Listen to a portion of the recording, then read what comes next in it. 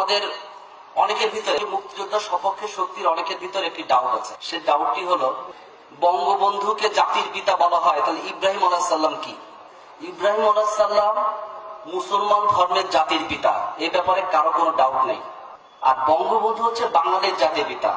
তো বাঙালির জাতির পিতা মানতে কিছু লোকের এত কষ্ট কেন? 71 সালের আগে তো কায়েদে আজম মোহাম্মদ আলী জিন্নাহ জাতির পিতা ছিল। সেই সময় কি ইনারা কথা বলেছেন যে কায়েদে আজম মোহাম্মদ আলী জিন্নাহকে জাতির পিতা বলা যাবে না, ইব্রাহিম আলাইহিস সালাম আমাদের জাতির পিতা? এটা তো তখন বলেন নাই, এখন কেন বলছেন? এখন এই কারণেই বলছেন যে আপনারা হচ্ছে সেই সব রাজাকার আল বদর আল শামসের পুত্র এবং সন্তান।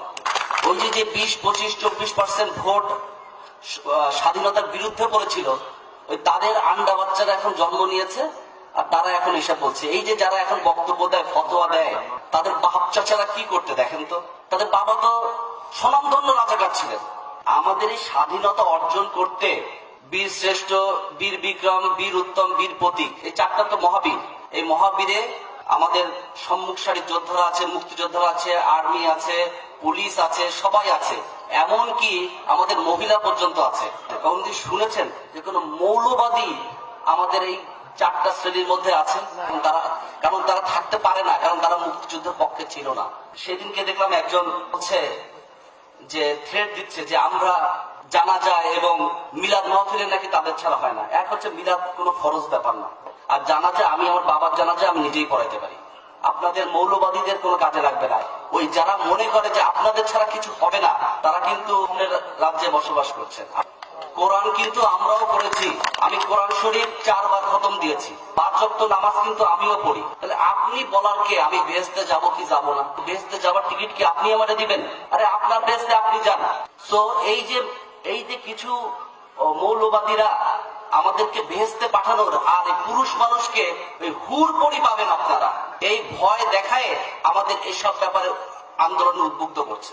মুক্তিযুদ্ধের সপক্ষের শক্তির মধ্যে কিন্তু আজে বাজে লোক ঢুকে গেছে, যেটার ফল কিন্তু এই যে আপনারা পেয়েছেন। আমি সত্যি লজ্জিত, দুঃখিত, আবেগ আপ্লুত, রাগান্বিত যে আমি এখানকার পুলিশ সুপার। আমি খুবই লজ্জিত যে আমাদের এখানে দুটি দুর্ঘটনা ঘটলো। একটি জাতির পিতা বঙ্গবন্ধুর ভাস্কর্য, আরেকটি হচ্ছে বাঘা যতীনের আবক্ষ। বঙ্গবন্ধু মানে স্বাধীনতা, বঙ্গবন্ধু মানেই বাংলাদেশ।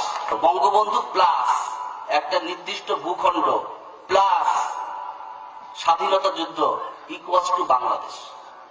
তো বঙ্গবন্ধুকে বাদ দিয়ে আমি আজকে এসপিও হতে পারতাম না, আমাদের সেলিবালদার জজ মহোদয় আজকে এমপিও হতে পারতেন না। এই জাতির পিতার ভাস্কর্য আপনারা ভাঙেন, আপনাদের স্পর্ধা কত বড়। আমি কঠোর ভাবে বলতে চাই যে এর পরবর্তীতে যাদেরকে তো ধরা হয়েছে তাদেরকে তো শাস্তির মুখোমুখি, কঠোর শাস্তির মুখোমুখি হতেই হবে। যদি এর পরবর্তীতে এমন কোনো ঘটনা ঘটে, সরকারকে এত দুর্বল মনে করবেন না মৌলবাদী চক্র, একদম হাত কিন্তু ভেঙে দেবো। আমি আরেকটি অনুরোধ করতে চাই পুলিশ সুপার হিসাবে, সেটি হলো আপনাদের যত মুক্তিযুদ্ধ কেন্দ্রিক যত ভাস্কর্য বা যত মোড়ল বা যত আবক্ষ আছে, আপনারা দয়া করে এগুলোকে পাহারার ব্যবস্থা করবেন, ব্যবস্থা করবেন। দেখেন আমরা সিসিটিভি ফুটেজ দেখে অনেক কিছু আইডিয়া করা যায়। আমার পরিবারের পড়ালেখা কিছুই জানে না হবে, সেটাকে আমি মাদ্রাসায় পাঠাই। এদেরকে যে বিনা পয়সায় পড়ায় আর বিনা পয়সায় মগজ ধুলাই করে। রাস্তার পাশে টেবিল নিয়ে বসে যে দান করেন, কোরবানির চামড়া দান করেন, অমুক দান করেন। এইসব দান করে আমরা কি সৃষ্টি করছি? আমাদের টাকায় চলে, আমাদের জমিতে থেকে বাংলাদেশে অবস্থান করে আপনি বাংলাদেশের বিরুদ্ধে কথা বলবেন? আপনি যদি বাংলাদেশের সংবিধান, বাংলাদেশের আইন না মানেন, আপনার কাছে 3টে অপশন আছে। এক অপশন উল্টা পাল্টা করবেন, হাত ভেঙে দিব, জেল কাটতে হবে। দ্বিতীয় অপশন হচ্ছে গিয়ে একেবারে চুপ করে থাকবেন, বাংলাদেশের ইতিহাস, বঙ্গবন্ধু স্বাধীনতা নিয়ে কোনো প্রশ্ন করতে পারবেন না, চুপ করে নিজের জীবন যাপন করবেন।